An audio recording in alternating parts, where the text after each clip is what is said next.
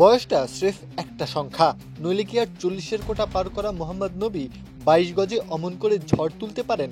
সীমানা দড়ির ওপারে পাঠানো এক একটা ছক্কায় এক লহমায় বদলে দিতে পারেন সব হিসাব নিকাশ।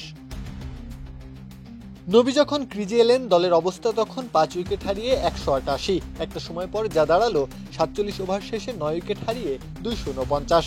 নবী তখন 25 বল খেলে 24 রানে। শেষটাতে তার ব্যাট থেকে এসেছে 37 বলে 62 রানের বিধ্বংসী এক নক। ইনিংস সাজিয়েছেন 4টি 4 আর 5 ছক্কায়। মাঝখানে পুরোটা সময় তিনি কেবল দেখে গেলেন সব। এরপর দেয়ালে পিঠ ঠেকে যাওয়া সৈনিকের মতো প্রতি আক্রমণ চালালেন, আর যার সামনে মাথা নোয়াতে বাধ্য হলো বাংলাদেশের বোলাররা।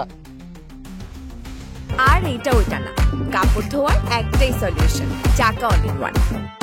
49তম ওভারের প্রথম 2 বল করে যখন নাহিদ রানা ইনজুরিতে মাঠ ছাড়েন, ওভারের বাকি বলগুলো করতে আসেন মেহেদী হাসান মিরাজ। ব্যাস, নবীর তাণ্ডব লীলা শুরু সেখান থেকেই। মিরাজের 4 বলের 3টিকেই পরিণত করেন ছক্কায়।